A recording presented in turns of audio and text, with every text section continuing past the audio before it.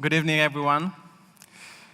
My story begins with a childhood dream. My biggest childhood dream was to become an Olympic athlete and to represent Israel in the Olympic Games. They say in my family that I loved running since the day I was born. The story is that when I was a baby and I was crying, my father used to carry me in his arms, just like that, and he used to run together with me in circles, and he told me that this was the only way to make me calm down and stop crying. I guess this is why running has always been something very central and significant in my life. In my youth, I was already a competitive long-distance runner. I competed for the Israeli national team. And I remember how I used to work really, really hard so that one day I will be able to realize that dream and represent Israel in the Olympic Games. But when I turned 18, I realized that I just wasn't good enough. And I basically gave up on that ambition. As you know, in Israel, when you turn 18, military service is mandatory. And I also served the Israeli army.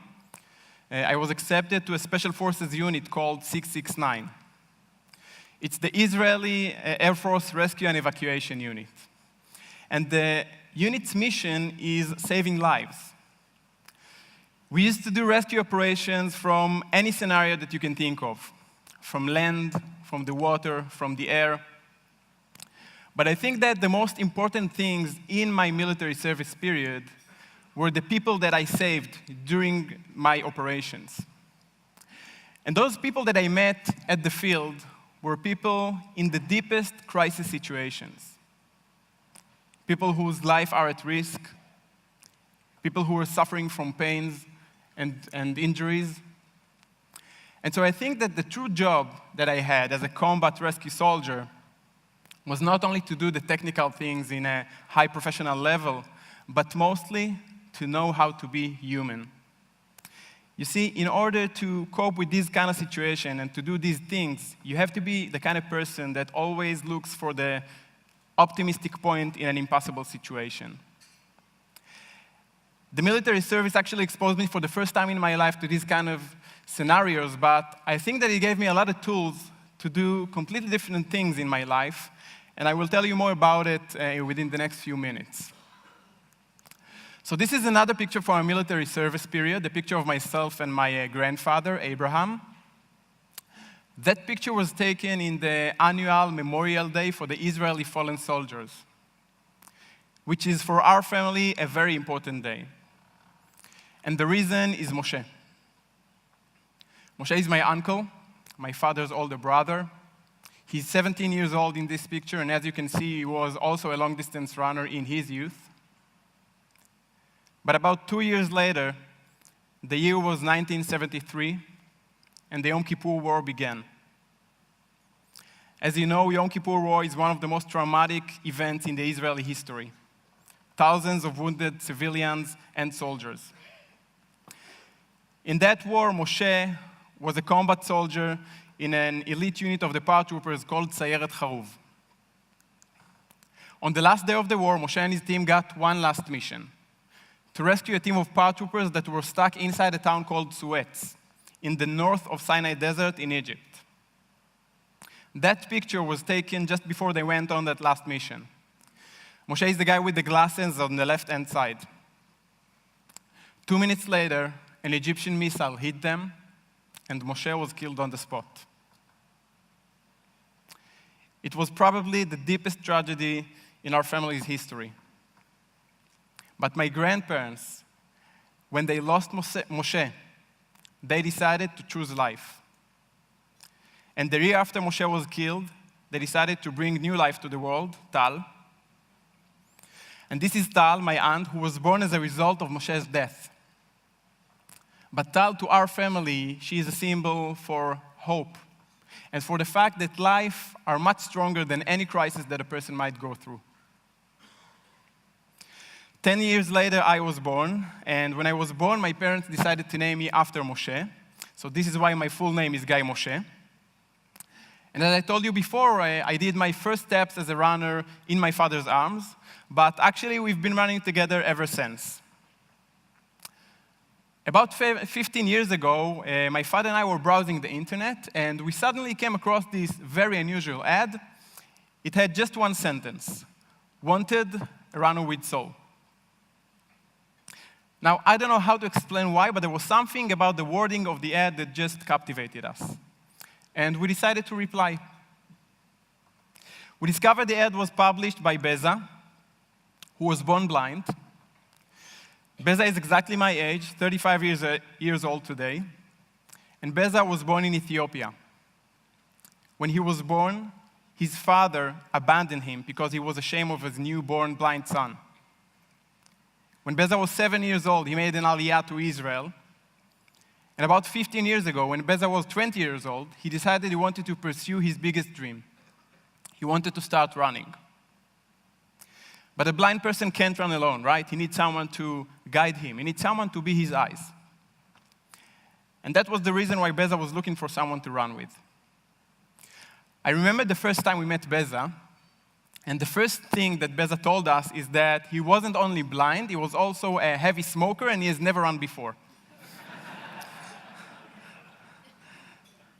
So you must be able to imagine that the first impression that we had is that Beza just can't run. But like I told you before, I believe that in any impossible situation, you should always look for the possible. And I think that what my father and I saw was an opportunity to go beyond the boundaries of our regular life and to help Beza. And we decided to go on a run with him. So how do you run with a blind person? We're using a connecting strap. I brought one to show you. That connects between our wrists, just like that. And this is basically how myself or my father are connected with Beza when we are running together.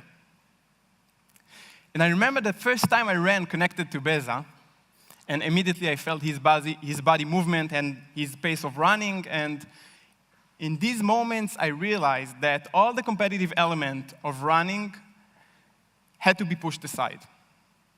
And the most important thing when I ran with Beza was the connection between us. Because Beza had to trust me completely. No matter what happened, I will do my job as a guide properly. And so we helped to build trust between us. The first time we ran, it wasn't more than 2 or 3 minutes. But with time, my father and I found ourselves meeting Beza almost every day. And Beza stopped smoking, and he started to improve. And from 2 or 3 minutes, we moved on to 2 or 3 kilometers. And then it became 5 kilometers and 10 kilometers. And after about a year of practicing, we realized a dream with Beza. We completed the whole marathon race. Now, a marathon race, it's a 26 miles physical and mental struggle. In order to be able to complete that distance, you will have to start practicing at least 6 months in advance. And so when we crossed the finish line, after 3 hours and 45 minutes, we actually believed that maybe we can realize our biggest dream, to try and represent Israel in the Paralympic Marathon in Beijing. But we didn't know anything about it. So we came back home and we checked, and we discovered that in order to become a Paralympic Marathon runner, Beza had to meet just 2 conditions. First one, Beza had to be one of the top 30 blind marathon runners in the world, which was a problem. Beza was 500 in the world. Second one, Beza had to do a qualifying result of 3 hours and 18 minutes, almost half an hour faster than the result he just made in our first marathon. With a time frame of a little less than 2 years, we realized that that dream of getting to the Olympics, our chances are aiming towards 0. But we decided to take the opportunity to try and realize our biggest dream. And we started building a program of marathons in order to achieve that ambition. The first marathon we had was in Berlin, in Germany. And to that marathon, we were accompanied by a person called Yoel Sharon. Yoel Sharon is the guy sitting next to me on the wheelchair. And Yoel Sharon is actually the person who helped Beza to publish the ad, Wanted a Runner with Soul, a few years before that. The same ad that brought us and Beza together. When he heard that we are going to compete with Beza in Berlin, he decided to join us. 2 days before the competition, we sat with Kisharon for a dinner, and we had this conversation, and at some part of the conversation, he started telling us about himself and why he was sitting on the wheelchair. He told us that he was actually injured in Yom Kippur War, on the last day of the war, as a combat officer at Sayeret Haruv, the same unit where Moshe was killed. We immediately told him about Moshe, and the minute he heard the name Moshe, he told us that he knew Moshe because he was Moshe's commander. He was the one who sent Moshe on his last mission.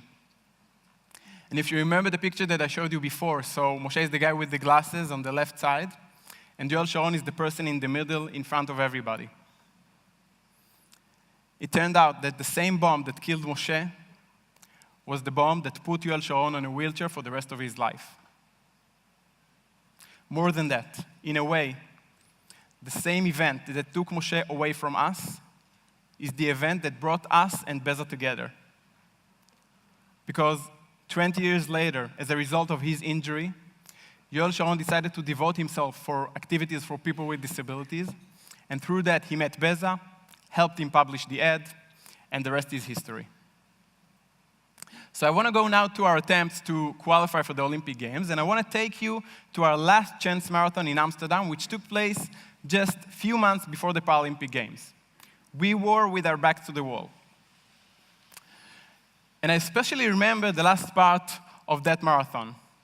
Beza was completely exhausted. He could barely move his feet. He was struggling to run. But at some stage, we were able to reach towards the finish line. And I remember that I saw the sign of the finish line. And right next to it, there was the watch, the stopper of the marathon. And the minute I saw the result, I allowed myself to spread the Israeli flag. We crossed the finish line after 3 hours and 15 minutes. We qualified for the Paralympic Games in Beijing. Thank you. Thank you. And I would like to share with you now these moments of crossing the finish line in Amsterdam. הכניסה לאצטדיון הייתה אחד הרגעים המרגשים. אני רץ צמוד יד ביד עם בזה, וגיא רץ לידינו עם דגל ישראל פתוח. אותם רגעים ידענו שהגענו לבייג'ינג.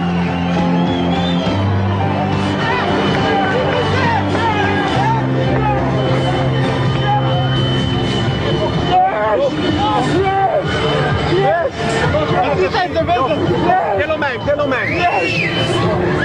Yes! Yes!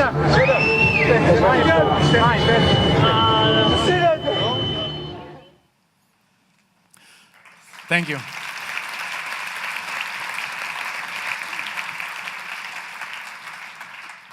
That marathon in Amsterdam was a very special event for us, not only because qualifying for the Olympics, but also because it was in the end of October, exactly 34 years after the day Moshe was killed.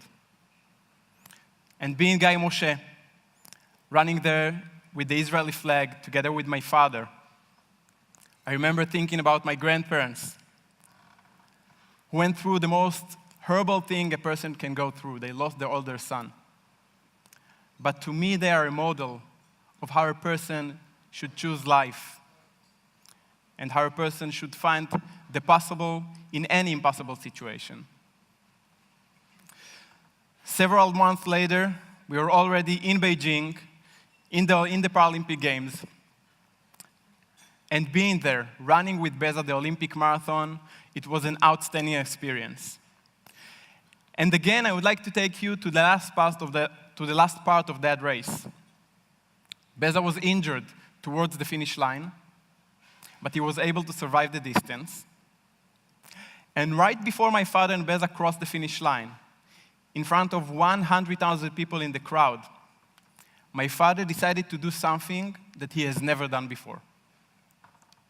וכשהיינו 35 מטר מהסיום, עשיתי דבר שלא עשיתי אותו מעולם. אני שחררתי את הרצועה מבזה, פעם ראשונה. שחררתי את זה, רצתי לידו ככה איזה חצי מטר מאחוריו, נתתי לו לרוץ לבד.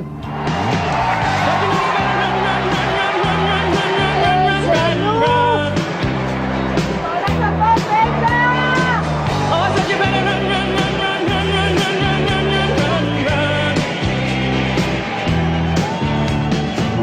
סבלתי מכאבים, אבל... I believe that a person who strives for excellence never satisfied with his achievement. He always looks for the next goal. And 3 weeks after the Olympic Games in Beijing, we decided to realize another dream with Beza, and we went together with him on a journey in the Himalayas towards Mount Everest, the highest mountain in the world.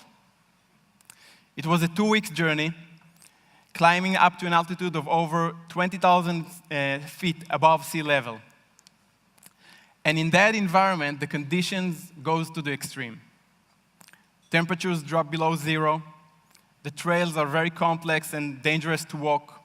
The level of oxygen in the air is very thin, so it's almost impossible to breathe. And being there with a blind person, with Beza, was probably the craziest thing I've ever done in my life.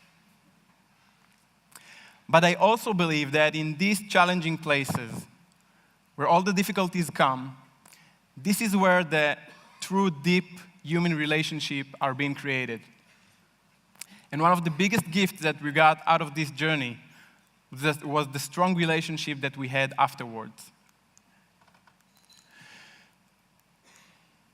When we completed our journey in the Himalayas and we came back to Israel, I wanted to take our experiences together with Beza and try to duplicate it, try to create out of it something that will have an impact on a much larger scale. And this is how I ended up establishing 180 Degrees, social initiative of running and walking group for people with disabilities. We work with people with all sorts of disabilities, people, for example, who went through head injuries, people with cerebral palsy, people with autism, with cognitive disabilities, with mental disabilities, sensual disabilities, etc. And for each person with disability, there's at least one volunteer who runs together with him, hand in hand, from the first step that he makes.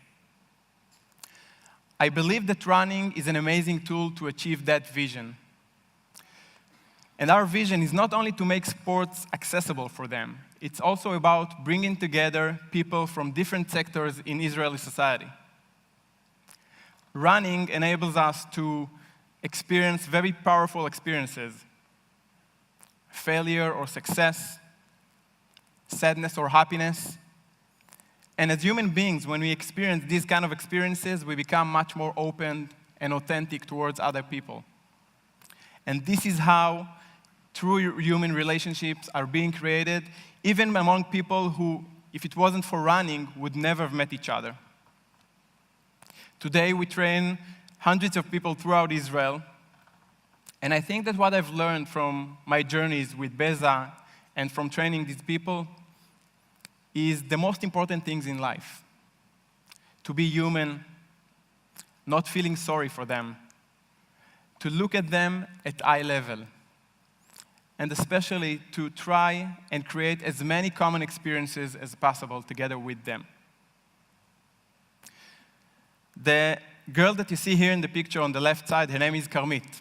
Karmit is visually impaired. She's one of our athletes. But I want to focus on the girl that is volunteering just next to her.